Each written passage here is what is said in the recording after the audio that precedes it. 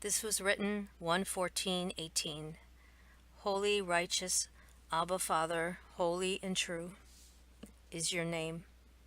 You are all and all good, and you do good. You are light, and there is no darkness in you. You make our crooked ways straight, and force our crooked, lame feet back into your glorious path.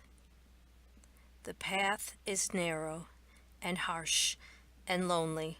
Sometimes it is pitched in with jagged rocks and sharp thorns. You must not keep your eyes to the left or the right, where illusions of plenty and grasses green echo its splendor in your ears to come. Straight ahead is the path, and no matter the cost, you walk in it, straight ahead, even when sidetracks and sirens bellow for you to step out. Remember where you have been, child of the Most High, and never return to the vomit you left, even when the enemy pours flavors and entices upon it. It is vomit. Do not return and partake. The time is short, and you must ready your hearts and minds for the falseness and delusions that will come.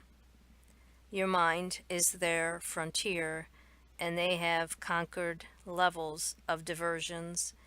Be aware, be steadfast, be unmovable, set yourself like flint, anchor yourself to the rock. He is the rock, our high fortress, our strong tower. Our Messiah and King reigns in our hearts and makes his home tabernacled within us. Let him never leave.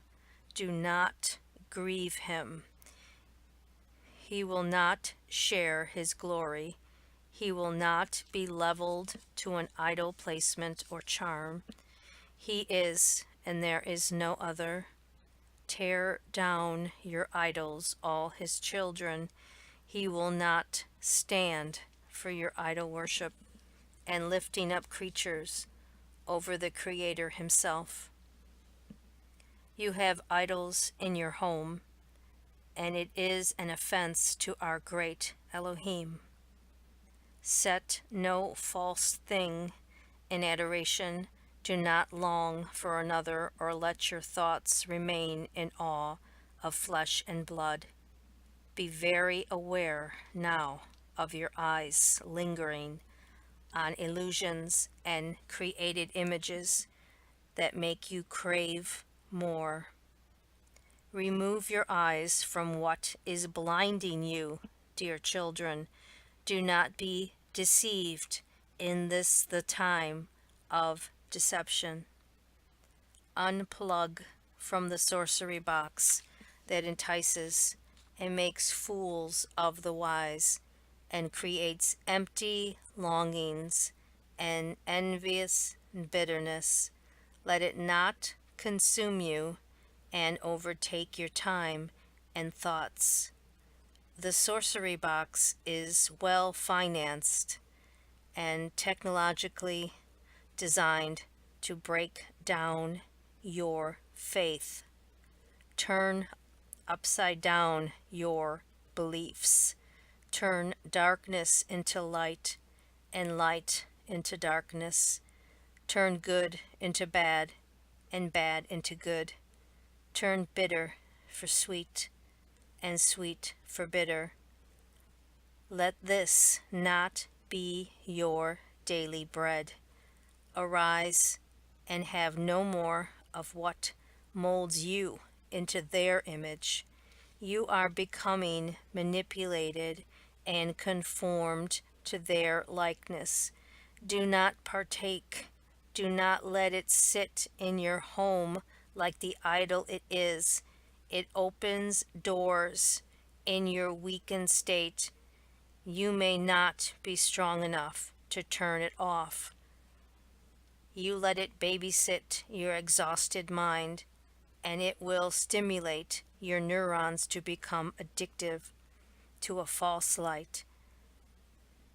It's false message. It is antichrist indoctrination. It set itself to a high place. Let us all have eyes to see what it is in the spiritual realm. The battle is raging, and to remain in Him, you must become aware of the tricks of the enemy. Let no foul thing or speak give an entrance to your eyes and your mind. Yes, it is that important. Yes, it is that dangerous. Heed the warning cry. You have been warned. Are you His? Then proceed to act like it and stay firmly planted. He is the vine, and we are the branches. If we produce no good fruit, He will cut us off. His pruning comes, and it is painful, but He does what needs to be done to move us into our proper position. Do not be foolish. Do not be idle. Do not be void of fruit production. Do not give false and poisoned fruit upon your person, offering out nothing but empty, bitter buds that die off before becoming productive.